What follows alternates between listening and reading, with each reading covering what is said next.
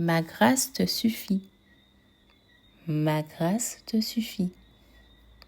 Ma grâce te suffit. Ma grâce te suffit. Ma grâce te suffit. Tu croyais qu'il y avait un bug dans la vidéo, hein? Ah ouais, c'est bien ça. Ma grâce te suffit. Si quelqu'un s'oppose à cette réponse, qui parle maintenant ou se taise à jamais? Ah pardon, j'attendais que tu arrêtes le podcast maintenant, mais il semblerait que tu m'écoutes toujours. Ma grâce te suffit. C'est bien la réponse de Dieu à Paul quand le gars lui fait part de sa souffrance. La réponse capable de te faire vriller au quart de tour. Enfin, tu ne seras pas seul à vriller, crois-moi. T'as la tête sous l'eau ou dans le cul? Enfin, ça dépend de l'endroit que tu préfères. Tu cries vers Dieu et lui te répond « Ma grâce te suffit ». Je suis certaine que tu l'as répété avec moi. Allez, vas-y, je t'en donne encore 2 ou 3 de qualité. Tout est grâce. Tout est occasion de grâce. Celle-là, je l'ai piquée à une amie.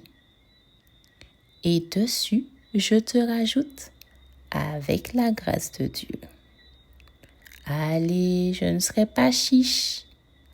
Tu recevras grâce sur grâce. Ma sœur Anne, ne vois-tu rien venir? Moi, la grâce semble prendre le même chemin que l'argent sur mon compte en banque. Et pour tout te dire, ce chemin, je ne le connais pas. Il y a souvent un sentiment qui nous habite. Ah pardon, oui, tu ne sais pas de quel sentiment je parle.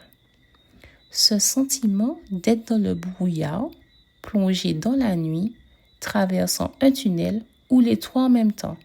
Traverser le tunnel en pleine nuit dans un brouillard épais et sans voir la lumière au bout. Parfois, on n'a pas terminé de passer une épreuve que l'autre surgit et te macate bim. Tu es à terre et tu ne sais même pas si c'est nécessaire de te lever vu que tu vas probablement y retourner. Dans un coin de ta tête, tu te souviens de Job dans la Bible et tu te dis « Oh, je veux pas ressembler à celui-là ».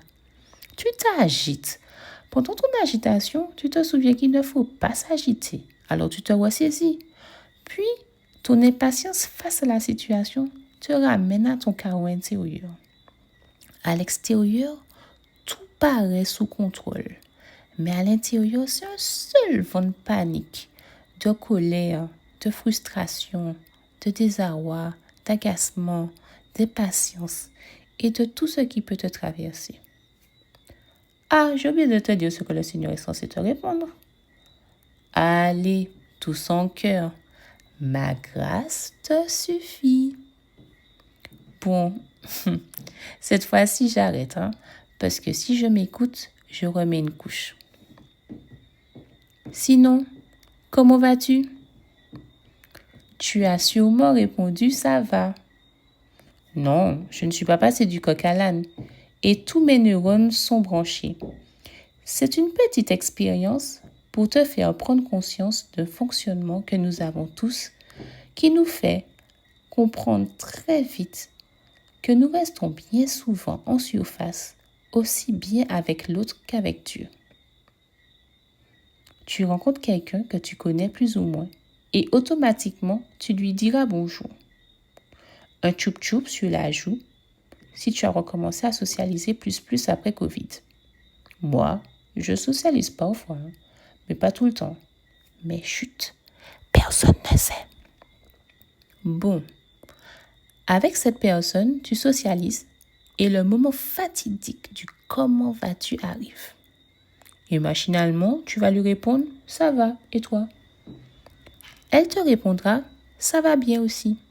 Bon, elle a rajouté un bien parce que sa bouche fonctionne plus vite que son cerveau. Mais tous les deux, vous venez d'avoir une interaction de surface pour les raisons qui vous sont propres. On ne va pas plus loin. On n'a pas posé la question pour avoir une vraie conversation. On a posé la question par habitude ou parfois par convention. La réponse est à peine écoutée. La personne à peine regardée. Où est-ce que je veux en venir? On a parfois ce genre d'interaction de surface avec Dieu. On a pris le meilleur de lui. Enfin, c'est ce qu'on croit. Et on en fait un mantra dans nos heures les plus difficiles pour garder la tête hors de l'eau. Mais la moitié de la parole de Dieu est occultée ou simplement méconnue. Vas-y, dis-moi ce qu'il y a après la chère phrase « Ma grâce te suffit ». Je t'attends. Bravo si tu as trouvé. Auquel cas, je te la donne. Car ma puissance donne toute sa mesure dans la faiblesse. Et parce que ça serait trop simple de s'arrêter là, Paul rajoute après le Seigneur. C'est donc volontiers que je mettrai plutôt ma fierté dans les faiblesses, afin que la puissance du Christ fasse en moi sa demeure. Et la vraie question est, suis-je prêt, suis-je prête à accepter mes épreuves ou les voir différemment en dépendant totalement du Seigneur? Est-ce que je suis en capacité de diminuer pour qu'il grandisse en moi? Tu auras toujours la tentation de lui dire à quel point tu souffres et les émotions te traverseront toujours. Mais une chose est certaine, c'est quand on voudra venir poser sur tes blessures le pansement de « ma grâce te suffit », tu sauras qu'il ne faut jamais rester en surface. Le Seigneur ne fera pas de la socialisation avec toi. Il est là pour une relation au-delà des savats de surface. Il ira chercher ton regard vide, ton sourire sans joie, ta constante occupation, ta résilience, ta force apparente, ta résignation, ton engagement spirituel chancelant.